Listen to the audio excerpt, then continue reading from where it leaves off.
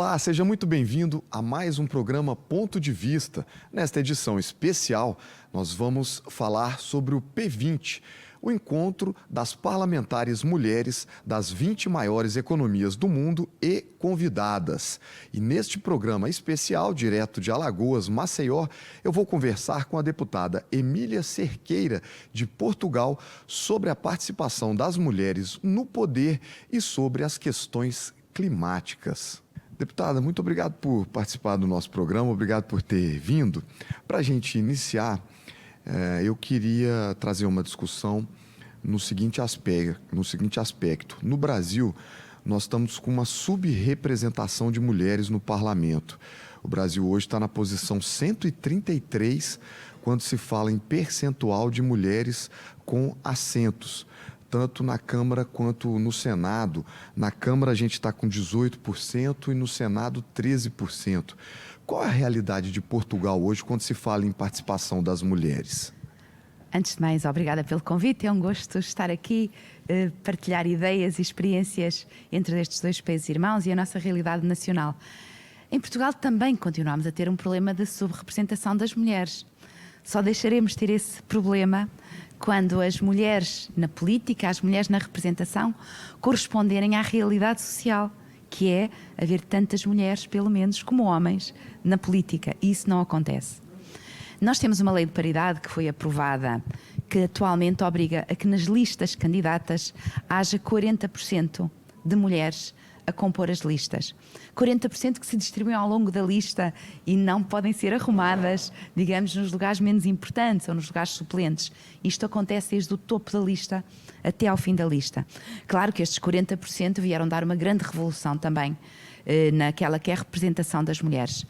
No entanto, continuamos a ter, neste momento, efetivamente, porque depois temos sempre deputadas que saem para o governo, e com isso também altera, porque entrou o seguinte da lista a substituí-la, que pode ser um homem ou uma mulher, não há questão de género aí, é o seguinte da lista eleitoral, mas temos à volta 37%, efetivamente, de mulheres, neste momento a exercer no Parlamento o cargo de deputada, porquanto muitas delas também saíram para ministras e temos, neste momento, várias deputadas eleitas que estão no Governo da República. Aqui no Brasil, quando a gente fala da representação, da participação feminina, vem sempre uma discussão que é a do interesse. A lei determina que pelo menos 30% das candidaturas sejam preenchidas por mulheres, mas que os partidos alegam que muitas vezes eles têm dificuldade de encontrar mulheres dispostas a concorrer. E aí tem uma discussão. De um lado, tem pessoas que dizem que o interesse existe, mas as barreiras impostas pela sociedade, a dificuldade de lidar com as funções cotidianas e associar a isso uma atividade política, né, dificultaria muito a vinda dessas mulheres para esses espaços. E do outro lado tem gente que diz que não, que a mulher gosta menos de política, que ela realmente quer participar menos. Como é que a senhora enxerga isso? A senhora acha que as mulheres têm interesse de participar da política? O que a senhora visualiza? Essa pergunta é muito interessante, porque remeteu-me para o passado, antes da Lei da Paridade em 2001 em Portugal. Quando eu fui eleita a primeira vez para um município, para um poder local, realmente praticamente não havia mulheres. E todos diziam não há mulheres para a política. Os homens, todos, quero dizer, os homens. A verdade é que quando a Lei da Paridade foi aprovada, estranhamente as mulheres apareceram. Porque é muito fácil nós usarmos a desculpa das mulheres não querem se não lhes perguntarmos se quer. E isso é a grande desculpa para não evoluir. Porque hoje, mesmo nos municípios mais pequeninos, nas freguesias, é obrigatório, sob pena de rejeição da lista, que tenha mulheres, 40% de representação de homens e mulheres. A lei não diz género, mas nós sabemos, e a discriminação começa aqui, que é uma lei a pensar nas mulheres. Porque ela não diz que é para as mulheres. A lei diz que tem que haver 2 géneros, mas é pensar só nas mulheres. Mas isso é a desculpa dos homens que têm medo de que lhes tirem o poder. Portugal é um pouco diferente do Brasil no poder legislativo, porque é unicameral. Vocês têm apenas uma casa há mais ou menos 100 anos, o Senado deixou de existir, né? Aqui no Brasil a gente tem 2 casas. Para acessar essas casas, a gente tem essa cota de 30% de mulheres candidatas. Eu queria fazer uma comparação, tentar explicar mais pormenorizadamente, com mais detalhes, como funciona a lei de Portugal quando se fala das cadeiras, do acesso às mulheres. O nosso sistema eleitoral é muito diferente do sistema eleitoral brasileiro. Nós temos só uma Câmara quando se trata do Parlamento, como disse, é só o Parlamento, a Assembleia da República, e o nosso processo eleitoral funciona por círculos eleitorais. Nós somos eleitos por um círculo eleitoral, cada círculo eleitoral tem as suas listas eleitorais, onde se apresentam os partidos a essa eleição. O número de deputados que é eleito em cada círculo eleitoral depende da população e do território, porque há uma representação mínima obrigatória. E depois temos também os deputados eleitos pela imigração, pelo Círculo da Europa e fora da Europa. E estas listas são feitas, cada partido apresenta a sua lista, a candidatura. O número de candidatos depende do número de eleitos que vai haver naquele círculo eleitoral, e em todas essas listas de todos esses círculos eleitorais tem que ser cumprida a paridade. Em todos. Os partidos são obrigados a escolher dentre os seus pares ou da sociedade civil, quem entenderem que ache que pode defender o seu projeto político, homens e mulheres. Obrigatoriamente, nesta proporção que começou em 2001 com 30%, como lhe disse, e passou atualmente para 40%. Aqui no Brasil, quando a gente conversa com as deputadas, existe uma questão, uma reclamação que é praticamente unânime em deputadas das mais diferentes matizes ideológicas, deputadas da esquerda, da direita, que reclamam da violência contra a mulher na política. Se não a violência física, uma violência com ações físicas, mas uma violência com palavras, com discriminação, com tentativa de se criar mecanismos muitas vezes obscuros de bloqueio da ação das mulheres para impedir realmente que as mulheres ocupem os espaços de poder. Qual que é a realidade de Portugal? Esta realidade da violência na política, que nós ouvimos discutir muito até nos fóruns mundiais, e há muitos dados e muitos estudos sobre isso, faz-nos perceber que em termos relativos nós temos uma situação muitíssimo diferente. Independentemente do partido político, a verdade é que o fenómeno da violência na política contra as mulheres não é uma realidade portuguesa. As mulheres têm dificuldade de se impor, sim, têm a dificuldade por serem mulheres da discriminação de uma sociedade patriarcal, portanto que ainda tem muito estes valores do machismo, das mulheres que vêm ao poder, mas enquanto mulher ser alvo de qualquer tipo de violência, isso não é uma realidade da nossa política portuguesa. Mas também somos um país que não é um país de violência, tal como não temos assédio na política, como um fenómeno. O fenómeno não existe. Quando falamos em violência moral, é mais assédio moral. Portanto, é uma realidade que, de facto, nós temos o privilégio, e das mulheres que eu conheço na política não vivem essa realidade. Podemos sim ter lutas maiores para conseguir impor-nos perante os nossos pares homens, sim. Se sentem plenamente respeitadas? Sim. Nesse aspecto que referiu, sim, completamente, sim. Não faz diferença. É uma evolução muito grande, muito bonito ver essa diferença de posição das parlamentares. Sim. Tem uma outra questão que eu queria abordar com a senhora, que é o seguinte: a violência não é só nos espaços de poder, ela é na vida cotidiana também. Em Portugal, essa realidade também está mais tranquila ou ainda há violência contra a mulher? Infelizmente, Portugal, temos números que nos preocupam bastante de violência contra a mulher, nomeadamente na violência doméstica, na violência de género, que não obstante também haver casos de violência, obviamente, contra homens, mas as mulheres são mais de 70% das vítimas, portanto é claramente um fenómeno de género ainda. E as mulheres são mais alvo de violência, mais alvo de assédio, nomeadamente assédio laboral, assédio sexual. As mulheres são ainda o elo mais fraco desta cadeia de violência e de discriminação também. E para termos ideia, nós anualmente temos os dados da criminalidade, e a criminalidade que mais aumentou em Portugal foi precisamente a da violência doméstica, violência no namoro, violência contra idosos. Tudo tem a ver muito com o género, e são esmagadoramente mulheres ou meninas as vítimas desta violência. E sim, nesse aspecto nós continuamos a ter um longo caminho, porque é o crime mais reportado e também o crime mais cometido.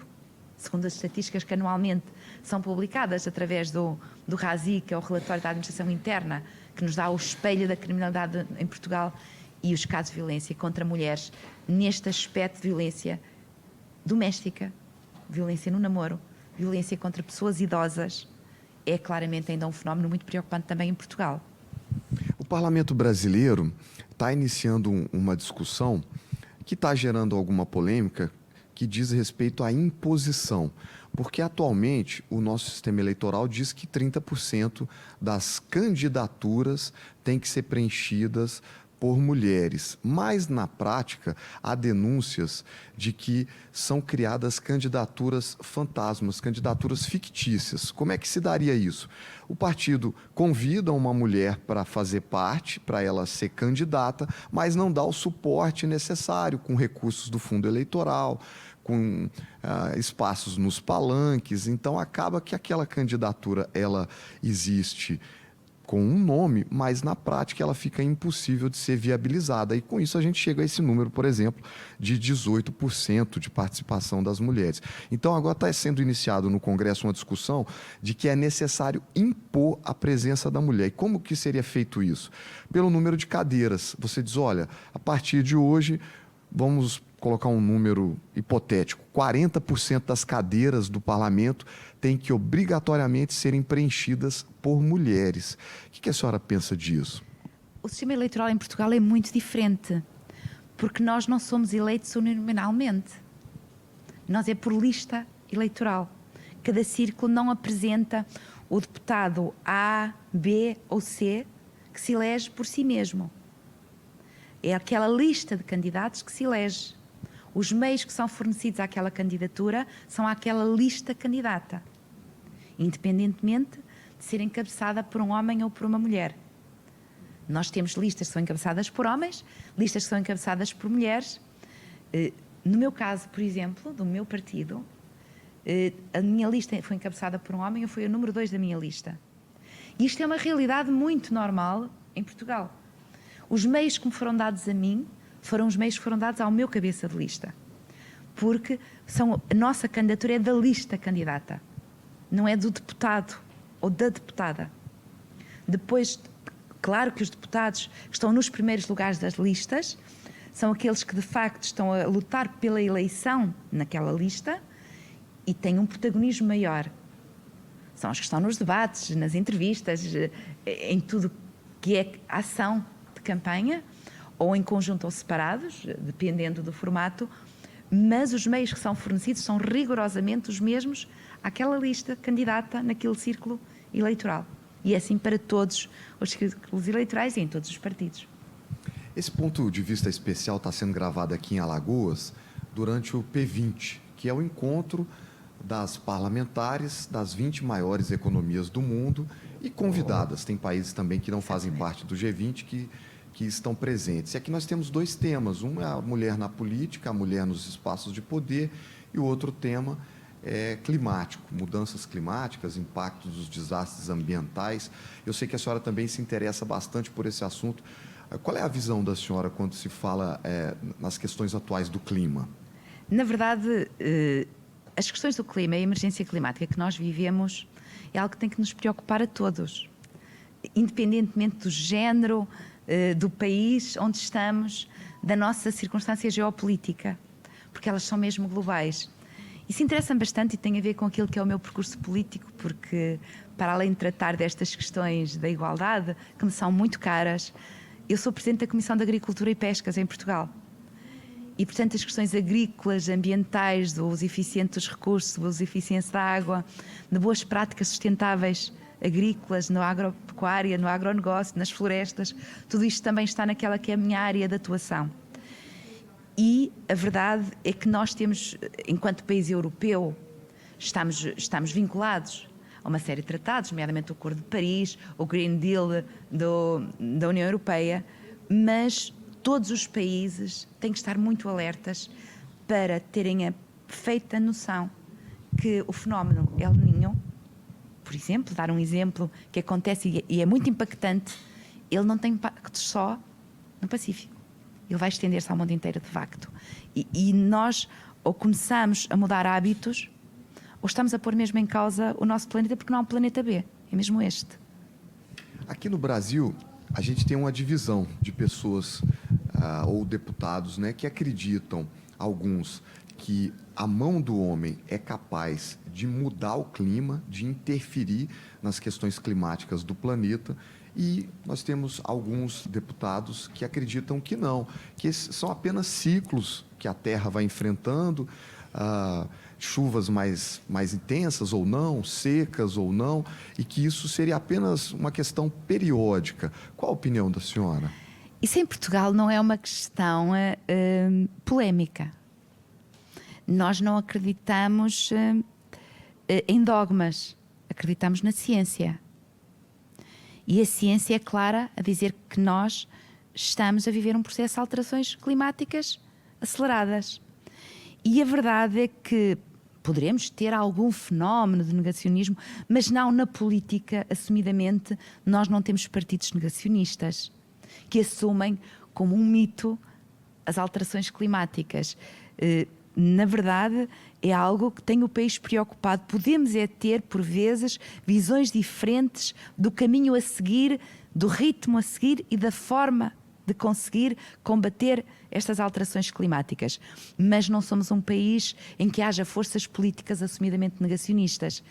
E portanto, depois temos partidos e temos forças políticas que têm uma visão de o chamado agronegócio é o inimigo e só podemos ter agricultura familiar, e isso existe também. E depois temos partidos que representam cerca de 85% da representação parlamentar, que entendem que temos de ter o chamado agronegócio, mas com boas práticas, com sustentabilidade, boas práticas ambientais, com uma redução significativa do uso de fitofármacos, de eficiência no uso da água, no uso dos elementos. Portanto, temos para uma agricultura de precisão e pecuária de cada vez mais precisão, e temos, por outro lado, e isto é 85% dos nossos deputados que defendem, que temos de ter também uma prática sustentável da agricultura, para manter, que não tem nada a ver com lucrativa, não tem que ser, que é de sustentabilidade, para manter os territórios,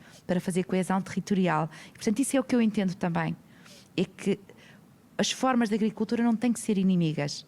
Elas têm que se complementar com visões muito diferentes. Uma visão de coesão territorial, de preservação de ecossistemas, de preservação de espécies, através de medidas agroambientais, como, por exemplo, medidas que temos para ajudar a manter determinadas espécies pecuárias que teriam sido extintas, porque não são viáveis economicamente, mas com medidas agroambientais elas até foram recuperadas e muitas estavam no livro vermelho das espécies em perigo de extinção e hoje foram recuperadas, como termos zonas de proteção total e parcial de território através da Reserva Ecológica Nacional, das reservas mundiais da biosfera, das redes naturas, dos parques naturais e nacionais. Nós só temos um parque nacional, que por acaso é da minha região, eu sou da região do único parque nacional, e temos que ter aqui sempre uma conjugação entre património e também aquilo que é a exploração, que é fundamental para alimentar a população com qualidade, mas sempre tendo a consciência plena que nós temos a obrigação de deixar um planeta para as gerações seguintes. Deputada, eu quero agradecer muito a participação da senhora. Como a senhora disse no início, duas nações irmãs com origens próximas em todos os aspectos. Uma honra ter tido a senhora aqui no nosso ponto de vista da Câmara dos Deputados. Muito obrigado por ter participado. Foi para mim um grande prazer. Obrigada. É um gosto estar no Brasil, estar a participar nestes trabalhos com um país que nós temos a ousadia de chamar irmão e que assim o consideramos. Foi um grande gosto. Muito obrigada. Muito obrigado. Obrigada. E nosso programa está chegando ao final. Eu sou Marcelo Westphalen, direto de Alagoas, do primeiro P20 Mulheres, o encontro das parlamentares das 20 maiores economias do mundo mais convidadas. Eu conversei com a deputada Emília Cerqueira, de Portugal, sobre a participação das mulheres nos espaços de poder e sobre questões climáticas. Muito obrigado pela sua companhia e até a próxima.